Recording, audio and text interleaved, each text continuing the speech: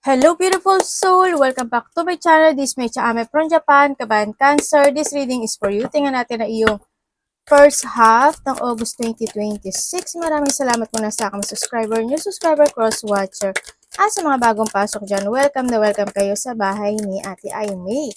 Sa mga nagpa-personal reading, marami pong salamat. Kung gusto mo ng personal reading at energy mo lang talaga gusto mo makuha natin, nasa description below or punta kayo sa YouTube ko mismo. Nandiyan po yung link ng aking FB.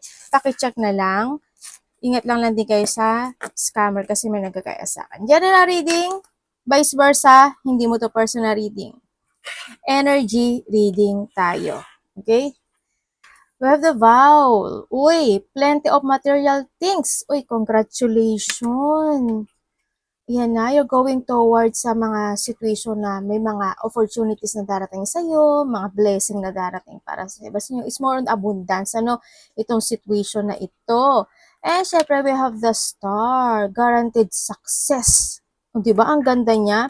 Ibig sabihin is, may mga sitwasyon na unti-unti na siyang magsasucess sa trabaho mo. Halimbawa, sa trabaho mo, you are going towards sa magiging mas busy ka na, magkakaroon ng level, yung trabaho mo sa iba, o kaya is may mga opportunity pa na darating sa'yo, yung mga situation na naging difficult or naging hard in the past, ngayon is magkakaroon na ng mga recovery. It's more on pagbabago, yung situation sa nakikita ko sa'yo dito. And syempre, iba dito siguro you will become a star, pag-uusapan ka, ganyan, o kaya is makikita yung potential mo na doon sa point na yun, no? And also we have the family wishes come true. May mga wishes come true na matutupad, lalo na hindi lang sa iyo no, kasi we have the star para sa iyo tsaka si Val. Also is related din siya sa family mo. Maraming ibig sabihin when it comes sa guarantee sa halimbawa, meron kayong hinihiling ng pamilya mo, hinihiling mo sa pamilya mo o hinihiling nyo ng pamilya nyo na halimbawa sa health issue, sana gumaling ito, gumaling ang nanay ko, gumaling kapatid ko, kung ano man yan, mga ganyan, o kaya sana matupad na makagraduate ito si ganito, si ganyan, si ganon, di ba?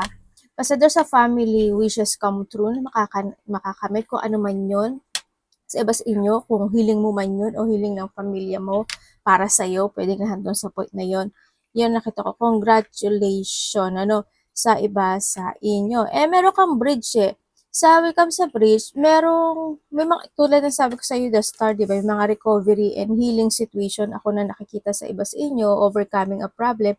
Pero, kasi meron kang bowl, tapos meron kang bridge, tsaka star. Ibig sabihin, meron kang gagawin or may darating, no? May darating na opportunity, ideas para sa iba naman na ito is kailangan mo aksyonan or kailangan mong gawin. Kasi why?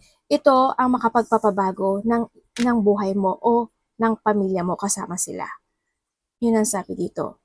Hindi ko alam kung ano yun Siguro sa iba sa inyo, halimbawa may trabaho ka, tapos may darating na opportunity, di ba? Pwedeng yun, i-accept mo yun kasi yun yung kailangan mong aksyonan. O kaya naman, sa iba naman sa inyo is, sa trabaho mo, may trabaho ka na, tapos may darating pa na opportunity na pwede pagkaperahan. Di ba? Pwedeng i-grab mo yon dahil yun yung makakatulong, isa yung sa makakatulong para mas maging more blessed ka sa trabaho o sa pera. Nandun sa point, kasi nandito si Baul. Ibig sabihin, ano siya, more blessing. Yan ang sinasabi dito. And sa iba naman sa inyo, syempre, handun nga yung point na may mga ikaw or someone who's connected sa iyo is may mga sakit, no? Siguro mas damihan niyo pa yung mga gulay o prutas na kainin kasi mas good nyo. Baka kayo kailangan niyo ng mga vitamins, vitamin A, vitamin C, vitamin D. Diba? Lalo na kapag hindi kayo gano'n naaarawan, diba? Pwede kayo mag-vitamin D. Ganyan. Kung palagi naman kayo naaarawan, kasi minsan, di ba, parang hindi ka naman gano'n naaarawan. Lalo pag night shift ka, di ba? O kaya is, baka kulang ka sa mga sa mga B1, B2. B1 kasi nakita yung banana. Yan, mga vitamin C, ganyan. No? Kaya, huwag nyo kakalimutan mag-take ng vitamin. Kasi at the end, kayo ang sisingilin yan. Di ba? Kaya, ingat pa rin kayo, no?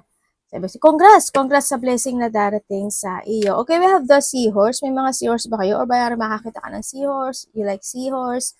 ganyan. Yung kakilala ko mayroon siyang ano, alagang seahorse, eh. Ewan ko lang ngayon, siguro wala na siya ngayon kasi anak daw ng anak. Ang mahirap kasi no pag anak ka ng anak, alam mo yun. Yun.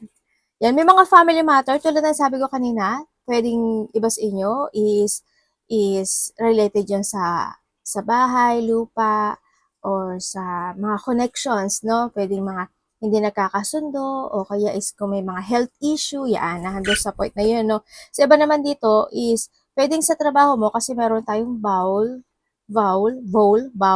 kung ano man yan, bubita si ate, may taong sipsep sa trabaho man yan or someone who's connected sa'yo. O to, pwede rin naman ikaw, di ba? Baka mamaya medyo sip-sip ka, di ba? O kaya yung mga nasa paligid mo, di ba? Medyo sip-sip. Ganyan. Kung saang aspeto ng buhay mo yan. Minsan kasi, ano, hindi ko alam. Hindi kasi ako naging sip-sip. basta may taong sip-sip. And also, syempre, mag-ingat kayo kung hindi pa naman kayo ready. Siguro sa family rin kasi siguro may mga taong connected sa'yo, family, or hoping hindi ikaw, di ba? Kung ayaw mo naman. Yan, may mga buntes, mabubuntes, or mga anak. Kung may mga alaga kayong hayop, andun din yun. No? Isama nyo rin kasi that also the blessing na binigay ni universe na maging parents kanila or ikaw yung mag-aalaga. Alam mo ba, ang nag-aalaga ng mga hayop is kasi ano yan, that is a guide, no? Guide na galing kay universe, kay Lord. Ang kasabihan kasi diyan, ang mga taong nag-aalaga noon ng mga hayop is yun daw yung mga tao na mas humahaba lalo yung buhay. Tapos kapag may mga dumating, halimbawa hindi ka naman ano, tapos bigla may lumapit na pusa o kaya is mas kumbaga pinili ka ng pusa o ng aso na pumunta sa'yo to take good care sila, ibig sabihin that is also the blessing daw yun. No, kaya wag niyong itatakwil yung mga ano ha, be kind kasi libre lang naman din yung maging mabait, no? And also we have the bread, period of prosperity and abundance. Maaring mahilig ka sa tinapay, mahilig ka sa snacks, 'di ba? O kaya naman is related ka sa yung pinagtatrabahuhan mo or if you have a business, baka related sa foods, pwedeng nahando sa point na yun, ano? Sa iba sa inyo. This is a period of prosperity and abundance. Tulad ng sabi ko sa inyo, di ba, may abundance ka. O, ibig sabihin, mas magiging masagana, no? Ang iyong buhay this time or you're going toward to a masaganang buhay. Lalo na halimbawa sa trabaho, halimbawa, di ba, is unti-unti ka na magiging busy, ganyan, magkakaroon ka ng bonuses, o kaya is mana-night shift ka, o kaya baka iba sa'yo magle-level up kayo, o kaya may mga maiisip kayo talaga na papasukan na trabaho nyo na, may trabaho pa rin, diba? May tatrabahuhin, mga gano'n, o kaya may mga darating opportunity sa'yo na to change your, yung estado mo, diba? Status mo, mga ganyan.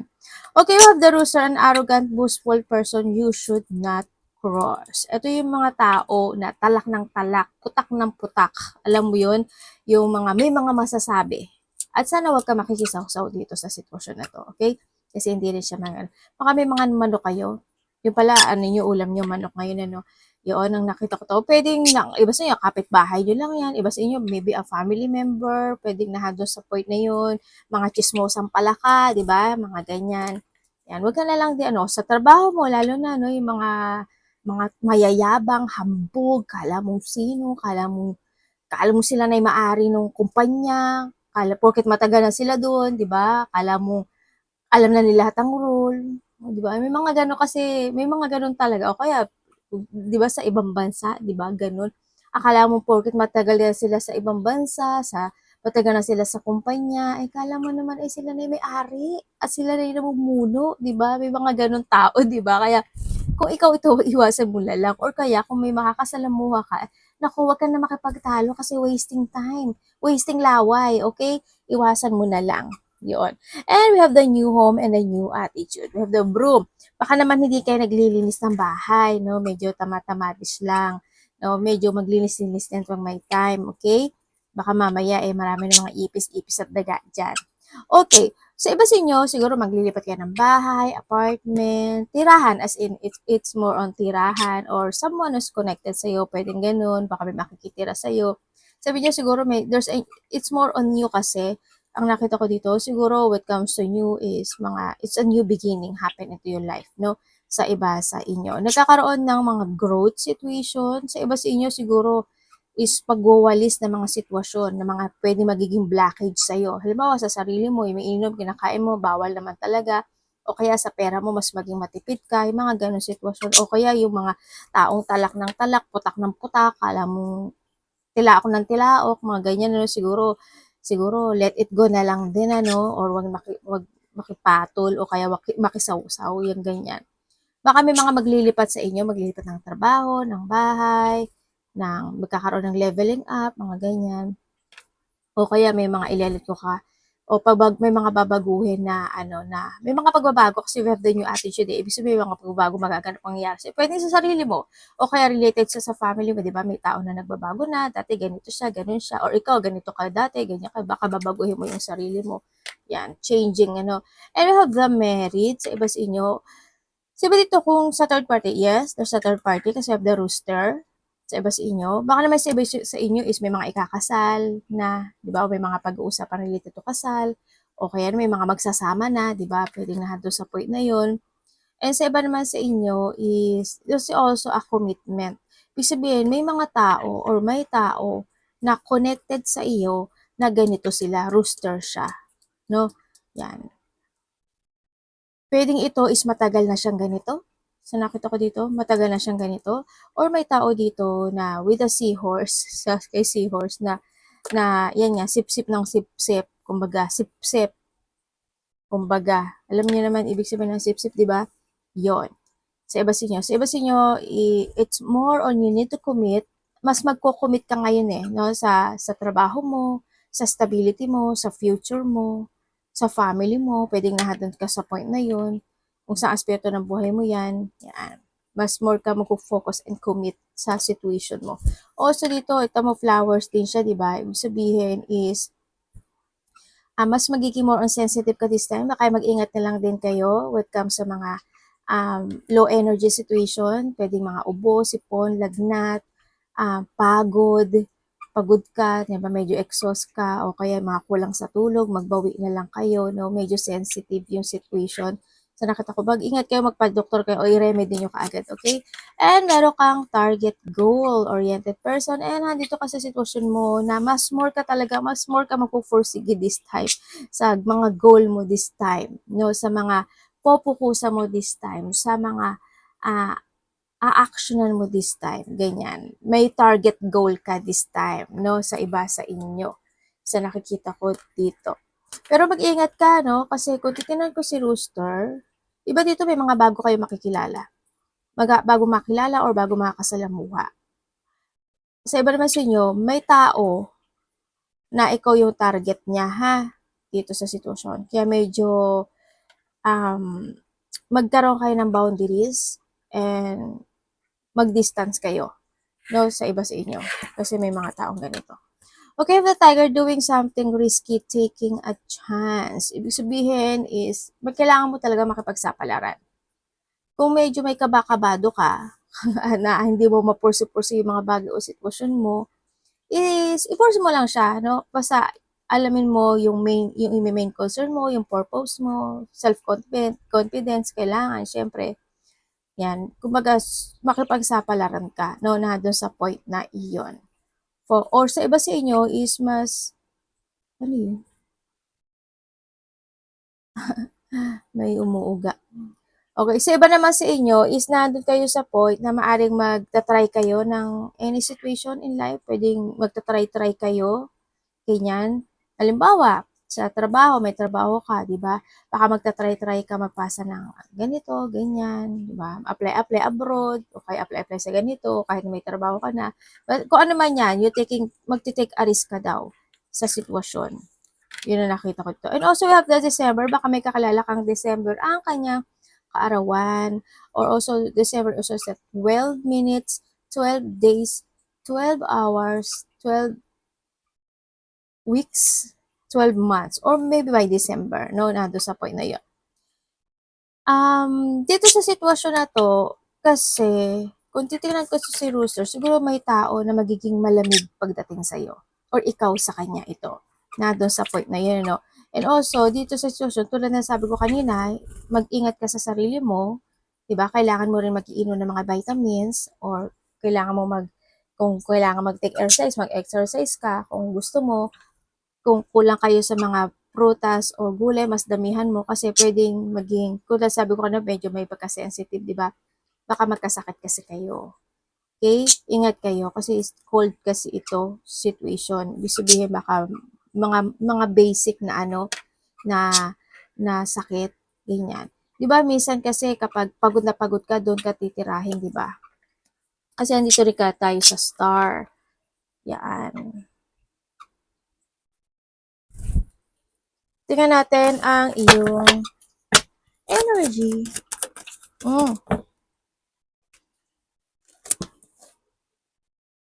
Okay ka lang.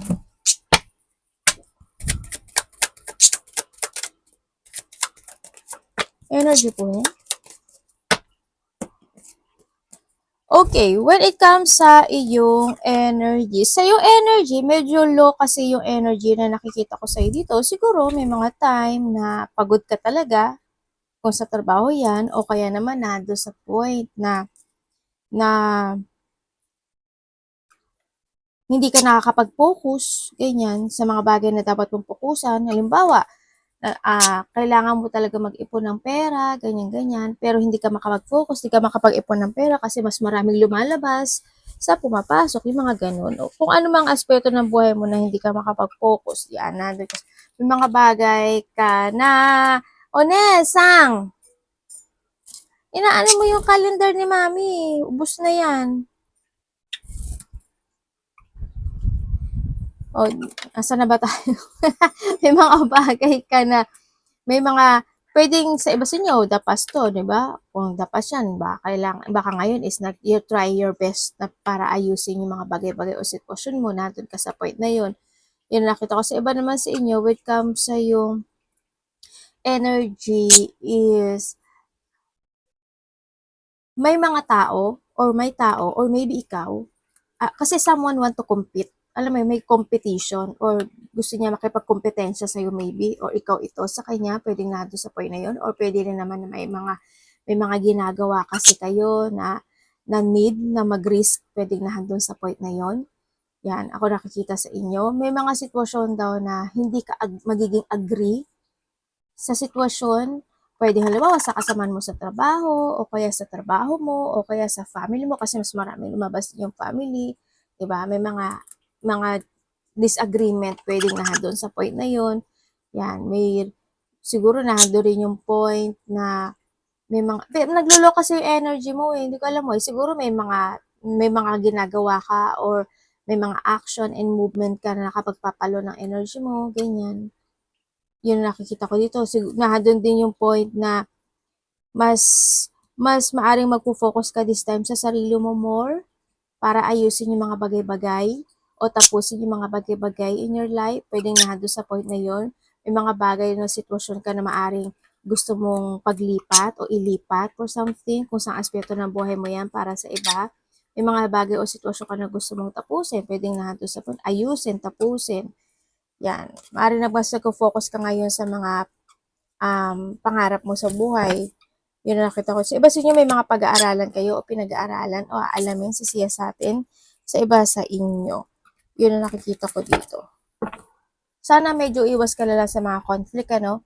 Yan, mga conflict. Tsaka may konting self-doubt lang, dito sa situation mo. Siguro magkakaroon ka ng self-doubt kung saan aspeto ng buhay mo, pwedeng sa trabaho, sa relasyon, sa mga decision mo, sa mga gagawin mo, sa mga action mo. Ganyan. Kung may sakit kayo, magpa-doktor kayo. I-remedy nyo kaagad yan. Tingnan natin ang parating. Parating ko.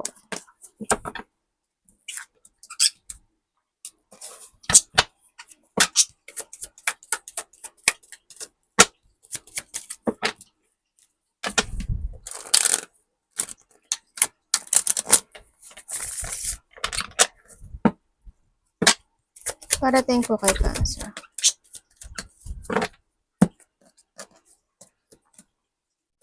Parating sa'yo.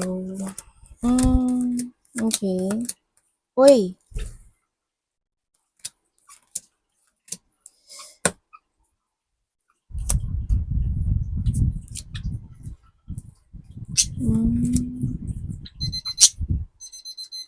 parating sa iyo. May hinintay ka? Okay, parating sa iyo. Alam mo, aalis ka sa, mayroon kang sitwasyon na aalisan. As in, mayroon kang sitwasyon na aalis ka doon. Or mayroon kang sitwasyon na itatry mo. Yun ang sabi dito. Sa iba naman sa inyo is merong kang pangarap o may hinihiling ka.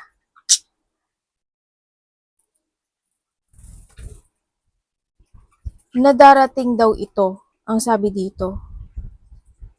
Sandali. Tama ba ako? Bakit may blockage universe? Okay. Okay, nakita ko na. Merong mangyayari sa buhay mo na magkakaroon ka, hindi ko alam kung aalis ka doon, isa-separate mo yung sarili mo doon, or mag-fail yun, or basta there's something happen na 2 o 3 sitwasyon na ikaw is mabibigo sa pang-apat na sitwasyon,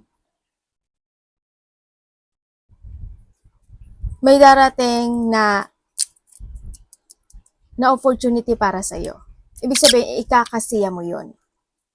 Yun ang sabi. Ay, anak! Bakit ba inuubos mo yung card ni Mami? Yun ang nakikita ko sa'yo dito. Halimbawa lang sa relationship. Nabigo ka ng 2 na.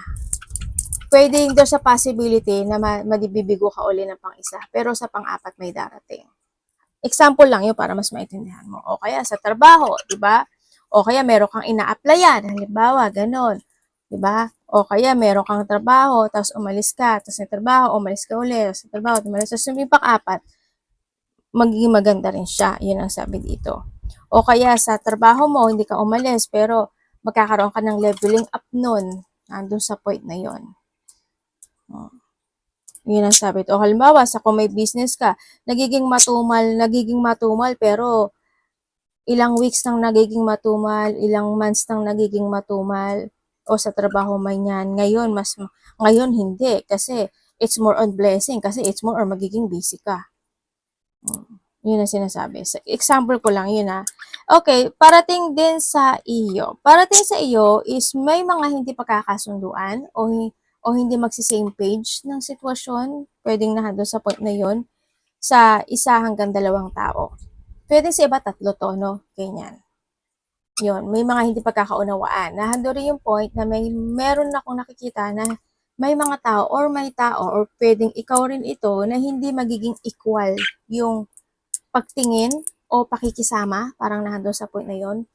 Yun, may mga hindi rin pagkakasundo. May break up din ako na nakikita. And then also is separation also, no? And may mga unexpected situation happen sa'yo. Baka busy yung iba or mas magiging busy.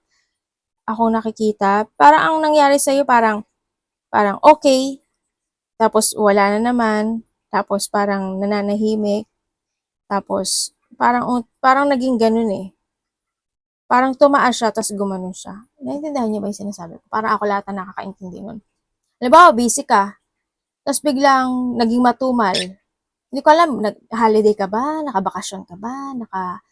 Naka resting time ka ba? Kasi parang ano siya isang ganun siya, tapos gumanon siya, o nagplatted yung situation. Yun nakita ko. And then also, within the 3 days, 3 weeks, or 3 months, sa iba sa inyo, there's a blessing coming sa iyo. Magkakaroon ng kasiyahan, ang sinasabi, may ikakasiya, tapos nandito rin, may abundance, at merong darating na opportunity or idea para sa iba. Sa iba dito, buntis o manganganak. May taong someone spying, may taong nagmamatsyag sa'yo, lihim na nagmamatsyag sa'yo, or ikaw ito. As in, palihim siya. Tapos yung iba naman sa inyo, may gumagamit ng peking account. May gumagamit ng peking account. Baka ginagamitan ka ng peking account or ikaw gumagamit ka ng peking account. May gumagamit ng peking account. As in, may nagmamatsyag sa'yo. Or maybe ikaw. Ikaw yun. Dapat iwasan.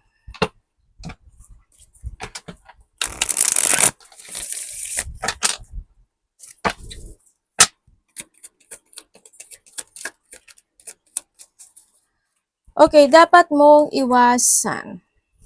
Okay, dapat mong iwasan mo, syempre, yung pakikipag-away, hindi pagkakasundo, yan, yung ma-misalignment ka, yung mga tao matitigas ang ulo, mataas ang, o makisaw-saw, syempre, huwag ka makikisaw-saw, di ba? Iwas ka rin doon, matataas ang ego, mas maganda maging quiet ka na lang din. And then also, iwasan mo yung to judge someone, o kaya is makisaw-saw ka doon, o kaya naman is kung may mga tao na nagja-judge sa'yo, may mga nagsasabi, okay lang, hayaan mo sila. Ganun talaga ang buhay.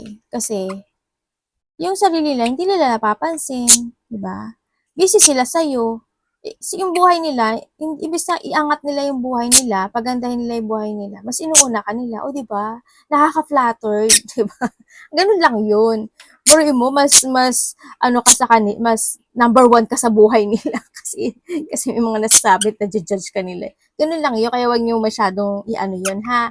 Wag niyo masyadong damdamin, okay? And also, iwasan mo yung mga tao na mandaraya, mapanglinglang, masungit, or being you, na ganun. Siyempre, kung ikaw yun, iwasan mo. Yung mga pagsisinungaling, or makisawsaw sa pagsisinungaling, or kapag alam mong hindi mo naman kasigurado at nadinig mo lang welcome to chismis, ay naku naman, siguraduhin mo muna. Baka mamaya alam mo naman ang chismis, nagkakaroon ng dagdag nanganganak, 'di ba? Nagkakapakpak, alam mo naman 'yun. Kaya wag kang porket na dinig mo lang na ganun sasabihin mo din na ganun. Malay mo ba, 'di ba? You need to see the fact of the situation, ibig sabihin. Ganun. Hindi wag yun doon lumalabas yung pagja-judge. Kasi wala kang alam. O, 'di ba sinabi lang niya, ganun-ganun. Tapos ikaw naman nag-judge ka rin naman. Ikaw naman nag-isip ka na, hala, alam, grabe naman siya. O, di ba? Medyo iwas tayo dyan. Okay? Huwag na lang ganun ang gawin natin. Tsaka, syempre, huwag tayong, hindi rin kasi maganda yung yung porkit galit. Halimbawa, di ba, may mga tao na kaibigan, di ba? Kapag kaibigan kita, kakampihan kita. Yung kaibigan mo, galit siya dito. Galit ka na rin sa kanya. Anong ibig sabihin? Ang pangit, di ba? Porket galit ka, magagalit ka rin sa kanya. Hindi rin maganda yun, ha? Kaya nga sabi ko sa iyo, you need to see the fact of situation. Kasi, siyempre, yung magkikwento, siya yung bida. Di ba? O, ipagtatanggol niya yung sarili niya, magiging tama siya. Lahat ang sasabihin niya, tama, para sa kanya. O, siyempre, yung sasabihin naman doon, siya yung bida. Yung kwento niya, bida siya. Ganun lang yun, ha? Medyo, wag tayong masyadong, ha? Ingat-ingat na lang din when it comes sa mga ganyang situation. Ay, naku po! Anak, pinupuan nila yung baraha. Ingat-ingat na lang din. Tsaka syempre, focus lang, sa iba sa inyo, kung may mga bagay kayo na gusto nyo desisyonan nyo. Kung mga bagay na dapat nyo i-let go, ikat. Pinaka the best. Love, kapatid, anak, magulang, karelasyon, kaibigan, pamilya.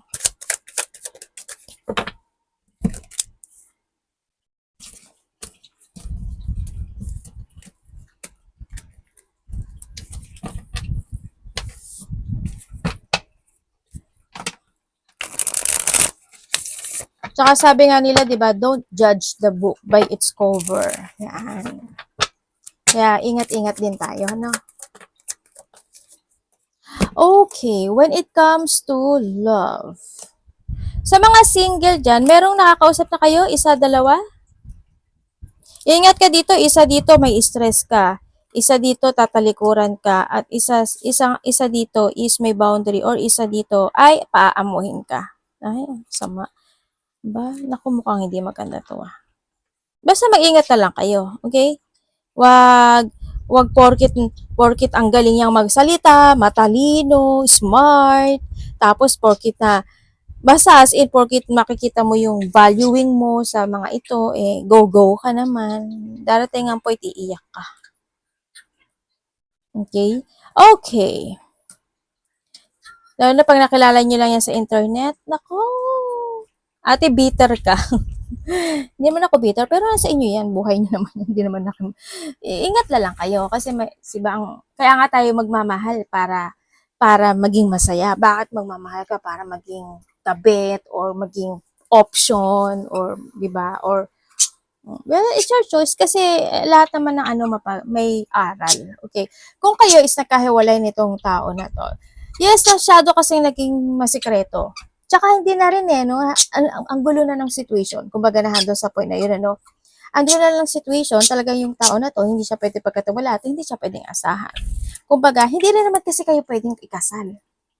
Hindi ko alam kung bakit. Kung kasal na ba siya, or ikaw, kasal ka ba, or pwede rin kasi na same kayo, babae sa babae, lalaki sa lalaki, or pwede naman na itong tao na ito, eh, baka iba naman kasi yung kanyang ano ba to, religion, 'di ba? Na pwede siya sa ikasa sa maraming tao or maraming kung ano man yan, pwedeng nahandun sa point na yon. Pero dito sa sitwasyon, eh yun, yung mga nagkahiwalay dyan, ando pa rin naman na maaring ini-spike mo pa rin siya, ini-spike ka pa rin niya, ganyan, sa nakita ko dito, pero isa sa inyo is still nahahatak pa rin siya ng connection o naiisip ka pa rin niya. Sa nakita ko, nagkaroon ng pag-iwan sa ere. Nandun yung point na yon. Pero, ang nakikita ko dito is nasa isip ka pa rin ng tao na ito. Yun ang nakikita ko dito. Sa iba naman dito, siguro yung karelasyon nyo is langit ka, lupa ako. May nakita kasi akong ano dito, ito. But still, kumbaga, hindi naman, maaring ganon sa iba, maaring sa iba sa inyo is matanda ito or ikaw yung mas matanda. Ano? May distance kasi ako nakita. Yan, baka iba sa inyo LDR kayo. Pero still spying siya sa nakita ko kasi nandun yung reminiscing from the past situation. Yun ang nakikita ko ha. Nagkakaroon, isa sa inyo nagkakaroon pa rin ng reminiscing sa connection na ito. Okay, kung kayo naman is may in a third party really, oo, meron. Saka ramdam mo na, 'di ba, na wala na siyang pakialam sa iyo. Ano pang ginagawa? Inaalam mo pa ba? Inaalam mo pa ba na nagsisiyasat ka pa ba talagang mabuti kung talagang may kausap siya or hindi? Alam mo, ang malalaman mo kasi sa action ng tao yan eh. Na nagbabago na siya. Malalaman mo yun na medyo kapag umiiwas na siya, na hindi na siya care. Na mararamdaman mo na dati, di ba, care siya, maalalahan siya, tapos bigla siya nagbago. At yun na yun. No? Inaalam mo pa ba? Yan, yes, there's a stress. May mga bagay na kasi na medyo na umiiwas-iwas, mga ganon. Iba dito LDR, ano. Tsaka mararamdaman mo, kasi may boundary ni. Tsaka alam mo yung point na na you feel, sometimes you feel rejected, you feel abandoned, andun na yung lungkot, mararamdaman mo siya. Baka nga iba sa inyo, it's more on, kung medyo kung kasal kayo, baka may paghihiwalay ako nakikita, no? Baka magkaroon kayo ng separation talaga sa iba. Sa iba naman sa inyo is, if you want to stay, andun yung point na, kasi may tao rin siguro na nag stay pa, kahit nakakaramdam na ng pagod, pero nag stay pa rin. Alam mo yung point na hindi mo lang siguro kayang i-accept yung situation. O baka naman kasi, pwedeng kung may mga anak kayo, yun na nga lang mahirap yun, no? Sa iba sa inyo. Kasi minsan, we need to suffer or we need to sacrifice lalo na pagdating sa mga bata. Yun, di ba? Pero it's your choice pa rin naman, ano, sa iba sa inyo. Choice nyo to. O kaya sa iba sa inyo is related sa family problem, pwedeng ayaw sa'yo ng magulang, o ayaw sa'yo ng kapamilya, o kung someone, or siya ito sa'yo, vice versa, pwedeng nato sa point na yun, di ba? And then also, kung kayo is walang third-party relationship. Sa mga walang third-party relationship, isa sa inyo may sakit or may nararamdaman. kung ganon man is magpa-check up kayo. Okay? Medyo naglo-low kasi yung energy ng isa or maybe both of you, no? Sa iba sa inyo. May anak ba kayo? Isa or dalawa? Pwede ba sa inyo is may anak kayo? Isa or dalawa? Or maybe tatlo sa iba? Yun ang nakikita ko dito. And then, sa connection na ito is yung medyo may pagdadaanan daw kayong pressure. Hindi ko alam kung bakit pero mayroong medyo may pressure ako na nakikita sa inyo or isa sa inyo napakabait naman masyado. Nandun yung over kindness tsaka napaka very good understanding ng isa sa inyo. No, ang nakikita ko sa iba sa inyo. Andito yung point na nagkakaroon naman magpapaplano, nandun naman yung mga focusing when it comes to a goal, andun naman yung patient ng isa. Yun nga lang siguro medyo may stress, anxiety, depression yung iba sa inyo or baka naman din na mayroong mga paulit-ulit na sitwasyon na nagaganap o nangyari or sa iba sa inyo is hindi ko alam kung sa trabaho yun Pwedeng sa trabaho medyo nahihirapan ang isa sa inyo kaya siguro nadadamay ka if ever na magkaroon ng hindi pagkakaintindihan, mga ganyan. Pero iba sa inyo may sakit talaga, as in may sakit. O kaya there's a hardship situation na pagdadaanan yung itong sitwasyon na ito, itong relasyon na ito. Meron kayong hardship na pagdadaanan. May pagsubok. Maging strong ka. May pagdadaanan daw kayo. Tingnan natin ang iyong money, trabaho.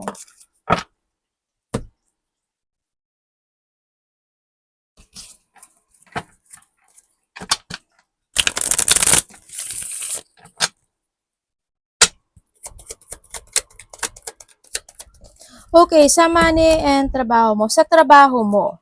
Okay, sa trabaho mo, kung wala kang trabaho is merong dalawang opportunity na darating sa'yo. And mamili ka na lang doon. At bago to. Parang may kumausap sa akin. Bago to. Ano ba yun? Syempre bago siya. Ano ka ba? Sa iba sinyo, siguro na doon kayo sa point na may pinagpipilian na talaga kayo, di ba?